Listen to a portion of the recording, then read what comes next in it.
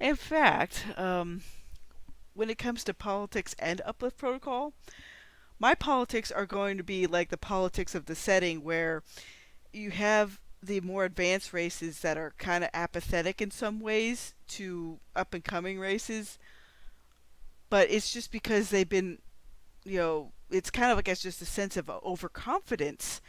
Now, Admiral Lanza sees the problems at the basically the bedrock of the military.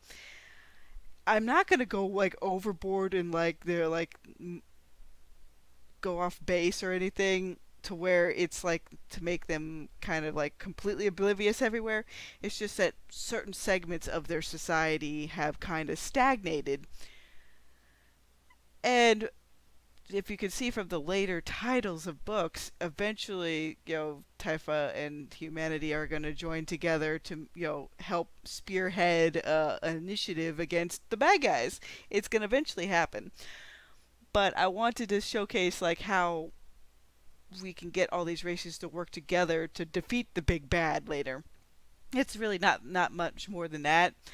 Um, I basically made X Mill an example of the or extreme example of just how um, out of touch certain bases of Taifa are with other planets and even other council member planets. So but it's not like all the Typherians are that way. The baseline Typherian is mostly concerned about protecting the multiverse, researching things, that sort of stuff.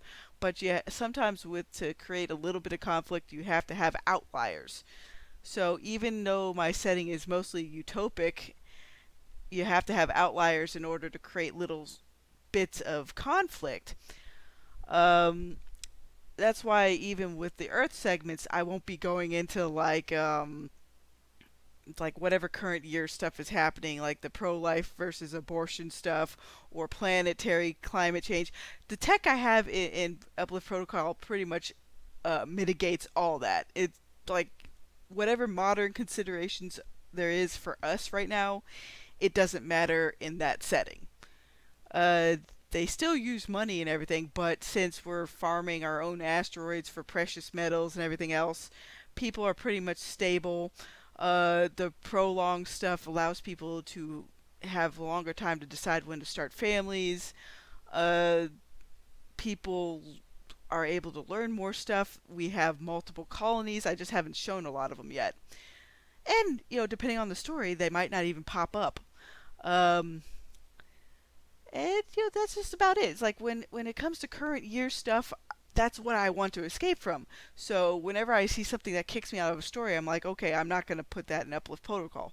Um, Now themes are a bit different, like the theme of family and all that stuff. Like that's important to me, and but I'm not gonna hit people over the head like, oh, you have to do this or that. It's like no, it's just there about this family learning and growing as superheroes and everything else. Because even Eliza's mother was changed by the fact that she had the twins, so she's not even your standard Typherian anymore. And that will also come out later. And it just is just my like little quick mumblings about when and when not to put like too much stuff that will it become relevant like 2 or 3 years later from now. I don't know, but that's what kicks me out of a lot of air quote modern science fiction and fantasy books. You're putting in considerations that might be relevant for you for like a year and then they taper off and then you're outraged about something else the next year. So, there you go, everybody. That's my other short TED Talk for today. And I have a few other things in the queue. See you later.